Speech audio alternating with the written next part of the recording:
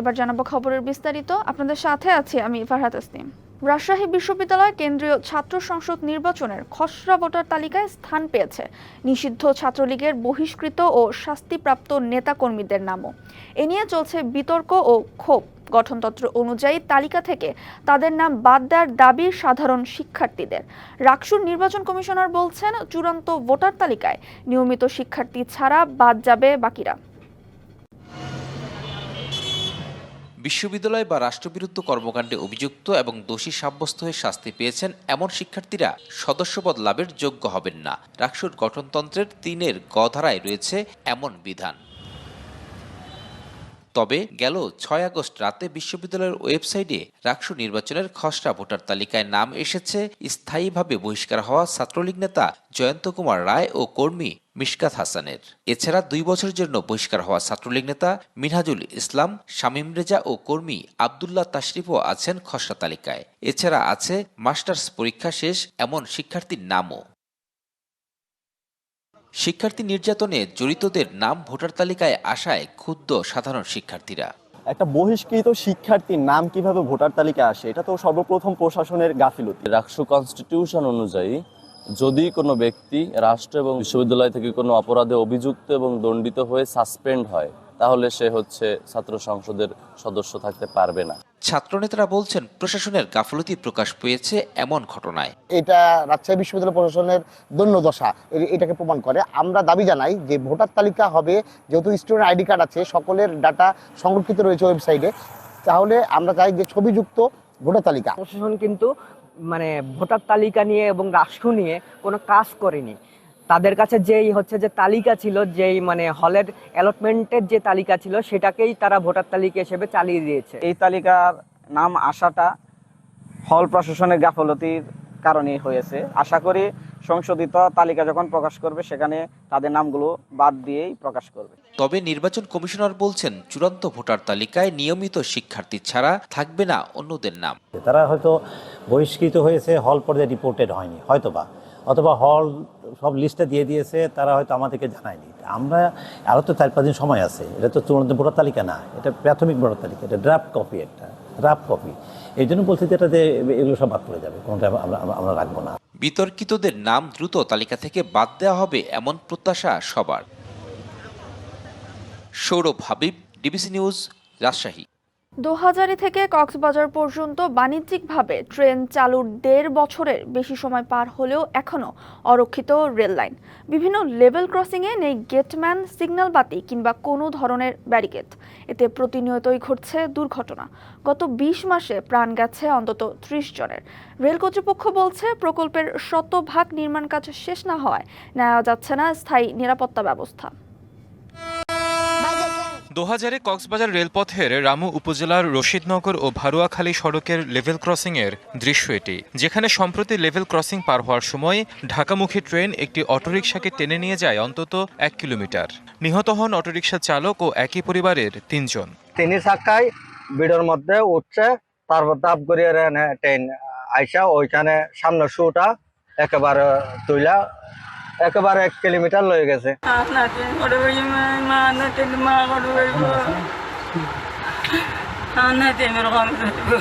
ঢাকা চট্টগ্রাম কক্সবাজার রেলপথের দোহাজারী কক্সবাজার অংশে রেল কর্তৃপক্ষের অনুমোদিত এবং অননুমোদিত লেভেল ক্রসিং আছে অন্তত 144টি, যেখানে গত 20 মাসে দুর্ঘটনায় মৃত্যু হয়েছে 30 জনের। যেহেতু দুই পাশে ওসা গাড়িটা স্পিডে এসেই রাস্তায় উঠে যায়, যার কারণে অ্যাক্সিডেন্টটা হয়। এখানে উঁচু জায়গাতে স্পিডে চলে উঠতে হয়। তাছাড়া আপনার এখানে গাছপালার কারণে ট্রেন দেখা যায় না। কোনো ধরনের গেটম্যান নাই। মূল সমস্যা হচ্ছে এখানে একটা গেটম্যান অবশ্যই প্রয়োজন আছে। রেল লাইনের 2 ধারে যারা ব্যবসা প্রতিষ্ঠান আছে, কিংবা গ্রাম আছে, কিংবা মসজিদ আছে, মাদ্রাসা আছে, এই সমস্ত জায়গাগুলোতে একটু মোটিভেশন দিতে হবে। রেল কর্তৃপক্ষ বলছে, প্রকল্পের নির্মাণ কাজ পুরোপুরি শেষ হয়নি, তাই নেওয়া যাচ্ছে না স্থায়ী নিরাপত্তা ব্যবস্থা। তবে আপৎকালীন ব্যবস্থা নেবে স্থানীয় প্রশাসন। আমরা যথাযথ কর্তৃপক্ষের বরাবর আমরা চিঠি লিখবো যেন এখানে একটা গেটম্যানের অবশ্যই ব্যবস্থা করে। এছাড়াও যে চারপাশের যে ঘন গাছপালা, যে আসলে গাছপালার কারণে ট্রেনটা যখন আসে এটা আসলে দৃষ্টিগোচর হয়ে ওঠে না, ওনারা এই গাছপালাগুলি অপসারণ করার চেষ্টা করে, যেন দূর থেকেও একটা ট্রেন আসলেও যেন সেটা দৃষ্টিসীমার মধ্যে দেখা যায়। সালে 18,000 কোটি টাকারও বেশি ব্যয়ে 2000-এ কক্সবাজার পর্যন্ত 101 কিলোমিটার রেলপথ নির্মাণ কাজ শুরু হয়। বাণিজ্যিকভাবে ট্রেন চলাচলের আনুষ্ঠানিক উদ্বোধন করা হয় 2023 সালের নভেম্বরে। DBC news desk. দীর্ঘ প্রতীক্ষার পর জট খুলেছে বগুড়া সিরাজগঞ্জ ডুয়েল গেজ রেলপথ প্রকল্পের। এরই মধ্যে ভূমি অধিগ্রহণের অর্থ বরাদ্দ দিয়েছে সরকার। রেলপথটি নির্মাণ হলে রাজধানীর সাথে উত্তরের জেলার বাসিন্দাদের ট্রেন ভ্রমণে দূরত্ব কমবে 112 কিলোমিটার। তবে প্রকল্পটিতে ভারতীয় অর্থায়ন বন্ধের পর নতুন করে ঋণ চুক্তি না হওয়ায় বাস্তবায়ন নিয়ে আছে অনিশ্চয়তাও। সিরাজগঞ্জের সঙ্গে বগুড়া পর্যন্ত নেই কোনো সরাসরি ট্রেন যোগাযোগ। এতে বগুড়ায় যেতে ঈশ্বরদী সান্তাহার হয়ে বাড়তি পথ ঘুরতে হয় ঢাকাসহ সিরাজগঞ্জের যাত্রীদের।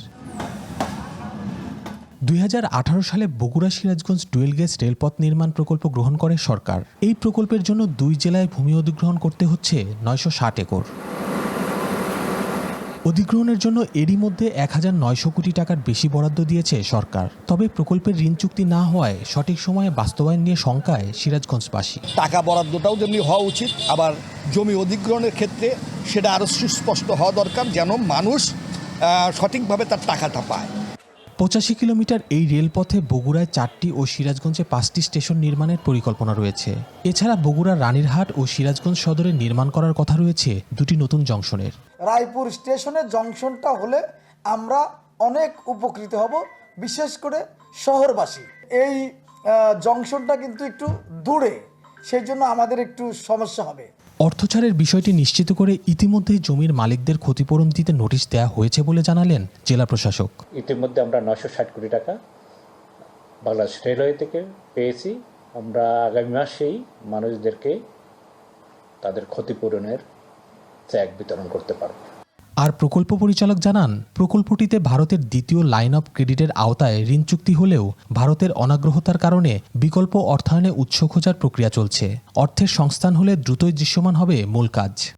ভারতীয় কর্তৃপক্ষের অনাগ্রহের প্রেক্ষিতে এই প্রকল্পটা এলওসি প্ল্যাটফর্ম থেকে এখন ডিলিস্টিং হয়ে যাচ্ছে, যার ফলে ডিলিস্টিং প্রক্রিয়াতে একটু সময় লাগছে, কিন্তু আমরা আশা করি খুব শীঘ্রই অন্য কোনো ফাইন্যান্সারের সাথে আমরা কাজ শুরু করতে পারব। প্রকল্পের মেয়াদ বাড়ানো হয়েছে 2026 সাল পর্যন্ত। 5,500 কোটি টাকার প্রকল্প 7 বছরে বেড়ে দাঁড়িয়েছে 10,000 কোটি টাকায়। খালিদ হৃদয়, ডিবিসি নিউজ, সিরাজগঞ্জ।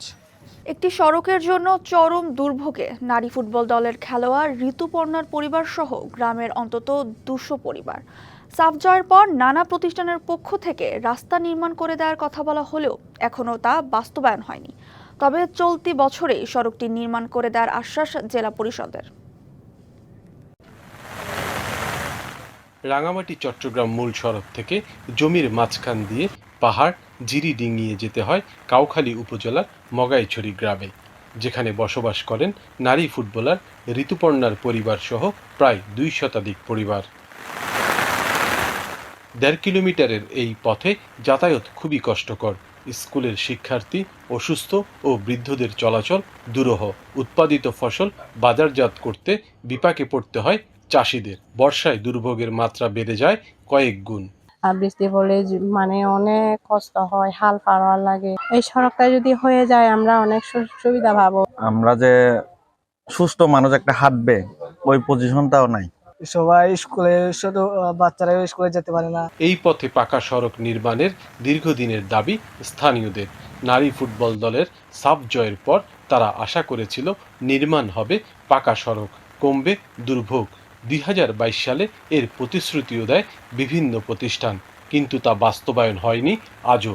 এলাকাবাসীকে গম ভাইবা কতকাত আমিও দেখবো হিন্দুদের একেরে এজন তো ভূত একার হাল আজ ইয়ে এক বছর আগে গাড়ি আছে, এক বছর গাড়ি করে হাল এই যে 2 বছর তো রাস্তায় হবে না, হিচ্ছু হবে না। যতদিন দেরি হবে তাদের জন্য চলাফেরা করার জন্য অনেক সমস্যা হয়ে যাচ্ছে। আমি চাই যে যত দ্রুত কাজটা শেষ হোক, এর প্রত্যাশা করছি। এই এলাকার মানুষ উপকৃত হবে। চলতি বছরের ডিসেম্বরের মধ্যে প্রায় 1 কোটি টাকা ব্যয়ে 1.5 কিলোমিটার সড়কটি নির্মাণের কথা জানালেন জেলা পরিষদ চেয়ারম্যান। আপনারা জানেন ঋতুপর্ণা বাড়ি মূল রাস্তা থেকে প্রায় 1.5 থেকে 2 কিলোমিটার দূরে। এইটা খুবই অবহেলিত রাস্তা, একটা টেন্ডারদাতার মাধ্যমে আমরা এই কাজটা শুরু করেছি। এই কাজটা এবছরেই আশা করি শেষ হয়ে যাবে। সড়কটি নির্মাণ হলে দূর হবে মগাইছড়ি ও রাইশখালী গ্রামের হাজারো মানুষের যাতায়াতের কষ্ট। সৈকত রঞ্জন চৌধুরী, ডিবিসি নিউজ, রাঙামাটি। নেত্রকোনার মগরা নদীতে অপরিকল্পিত সেতু নির্মাণ করে নৌযান চলাচল অচল করার অভিযোগ উঠেছে। জেলার 3 পাশ দিয়ে বয়ে চলা এই নদীতে শহরে প্রবেশের 6টি সেতু নিচু হওয়ায় বন্ধ হয়ে গেছে নৌ চলাচল, আটকে যাচ্ছে পানির প্রবাহ। বিষয়টি স্বীকার করে এসব সেতু ভেঙে সংস্কারের কথা জানিয়েছে পৌর প্রশাসন। নেত্রকোনা শহর থেকে নাগড়া, মোক্তারপাড়া, কাটুলি যাওয়ার সেতু নিচে দিয়ে কচুরিপানা আর পানির প্রবাহে ঘটছে বিঘ্ন। সেতুগুলো নিচু হওয়ায় করতে পারছে না নৌ চলাচলও। সেতু নির্মাণে অনিয়ম এবং নদীটি আবর্জনার ভাগাড়ে পরিণত হওয়ায় ক্ষুব্ধ এলাকাবাসী। একদম নিচু করে অপরিকল্পিতভাবে ব্রিজ নির্মাণ করার কারণে কিন্তু এই নদীটি মরে গেছে। যে যার মতো পারতেছে, নদীর মধ্যে এমন কোনো বর্জ্য নাই যেটা ফেলানো হয় না। আগে নৌকা পথে মালামাল কম করেছে, আমরা নিতে পারতাম, এখন এগুলিও পারতেছি না। অভিযোগ, গতিপথ বন্ধ করে হত্যা করা হয়েছে নদী। এমন দায়সারা কাজের সাথে জড়িতদের বিরুদ্ধে ব্যবস্থা নেওয়ার দাবি এলাকাবাসীর। কিছু অপরিকল্পিত ব্যবস্থাপনার কারণে এই মগরা নদী এখন মৃতপ্রায়। যে বায়ুমন্ত্রণা দিতেছে এইভাবেই বাস্তবায়িত হচ্ছে। আমাদের দেশের অবস্থাটা আর উন্নত হবে কোত্থেকে? যারা সেই অর্থ অপচয় করেছে, অর্থ অপচয়ের সাথে জড়িত ছিল, তাদের প্রত্যেককে বিচারের আওতায় আনা এবং তাদের কাছ থেকে এই যে অর্থ অপচয় সেটি উদ্ধার করা। সেতু নির্মাণের ত্রুটির কথা স্বীকার করে বিষয়টি ঊর্ধ্বতন কর্তৃপক্ষকে অবহিত করার কথা জানালেন পৌরসভার নির্বাহী প্রকৌশলী। ব্রিজগুলো তখন নির্মাণ করা হলেও এর নেভিগেশন ফ্যাসিলিটিসটা রাখা হয় নাই।